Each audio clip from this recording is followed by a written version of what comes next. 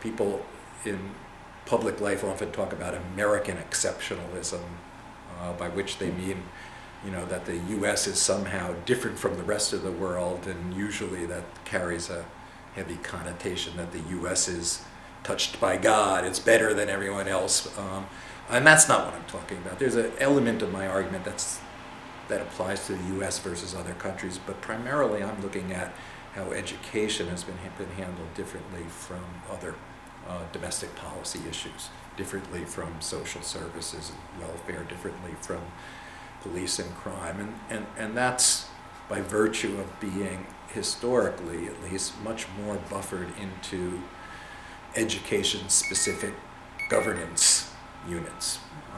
So, most intensely at the local level in school boards and superintendents' offices, often school boards elected at a separate time from general elections, often with revenue streams that are hardwired in schools without not having to compete with other claims on the public purse. And the argument I make in the book on the end of exceptionalism in American education is that special status of education is fading. It hasn't gone away, and those structures haven't gone away, and they're not going to go away by judgment. But the school-specific decision-making arenas are becoming less important, and more decisions are being absorbed into general-purpose politics. That means mayoral control, but it also means city councils are more attentive and more involved in education. State legislators.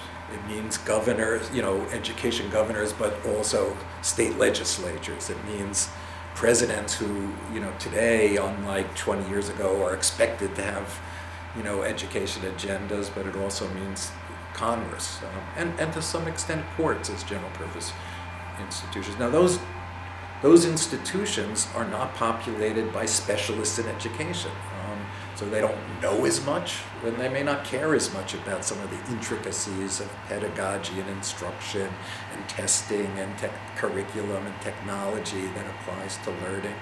And they're also beholden to interest groups and segments of the community for whom schools might not be the highest priority. And they have to make judgments about relative priority in allocating resources and time and attention. So it's a bigger pond for education advocates to swim around in, and a more complicated one for them to attain their goals. Well, I think the end of educational exceptionalism, the migration, if you will, of education back into general purpose government and politics, carries some really substantial risks as far as education advocates are concerned, and to the extent that addressing educational equity requires serious and sustained attention, risks to deflecting that as well. And that's because these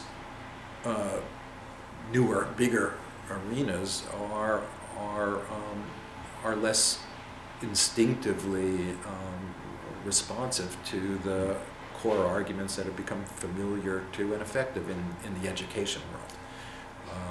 So teachers' unions, but not just teachers' unions, teachers and teachers' expertise are less valued in these broader arenas than they are among folks who are used to and have been used to for years talking about education as a primary subject. So education advocates in this arena have to compete for attention and resources. And when there are other claims, many of them legitimate, and especially when those other claims include substantial arguments simply against public investment overall, concerns about taxes and deficits that can, that threaten to shrink the pie overall. Education's at risk of losing some of the traction that historically it was able to maintain because it was buffered and separate and somewhat protected. I also think that there are some positive things, although they're positive things that don't happen automatically. Someone's got to make them happen. But there's greater windows of opportunity to the extent that I'm right, that really addressing the problems of educational equity requires more than schools alone. Because simply in order to survive in these broader arenas, education advocates are going to have to learn to do a better job of building constituencies and becoming part of constituencies with other interests, other interest groups for whom education is important but not necessarily the most important thing. And rather than educators fighting for education dollars instead of environment dollars, instead of crime control dollars, they've got to find ways to work together to support one another for a positive vision of how you use government and how you use citizens' resources, energies, and money to effectively make it a better place to live.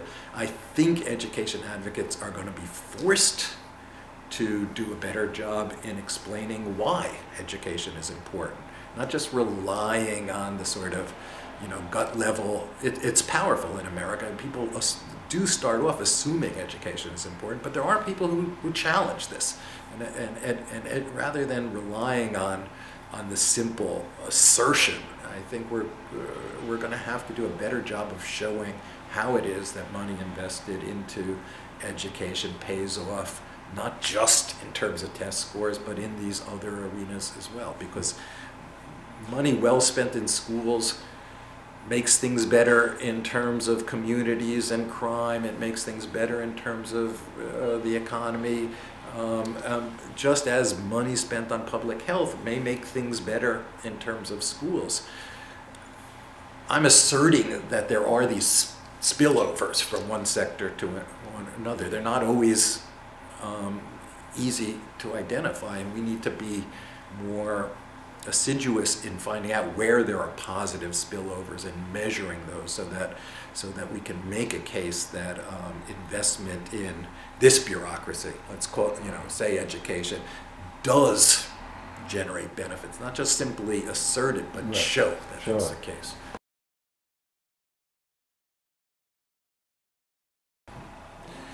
There's tremendous turmoil in terms of what the teaching force, and at least from some of the survey data I've seen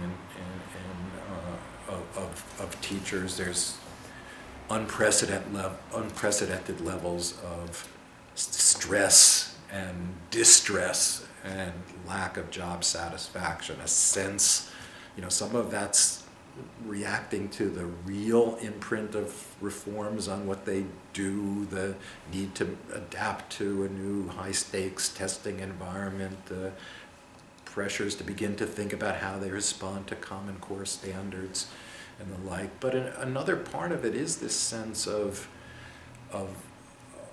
being the scapegoat of as they hear it, reform rhetoric that implies teachers are part of the problem more than they're part of the solution. Again, I think that there are ways out of that stalemate now. Early on, testing and measurement and outcome performance were so heavily tied up with the accountability approach. And the accountability approach was hold teachers accountable. But what we're beginning to see from the research is some of this performance analysis, some of that value-added research that teachers still get very queasy about, is providing powerful evidence that teachers matter. Yeah. That it really is the case that that good teachers generate good outcomes, including good long-term outcomes for students. So that's beginning to shift a little bit, the alignments, so that some of the more progressive teachers unions are realizing that these aren't necessarily technologies that are destined to to bedevil them, but that they, used well and used wisely, can also support them.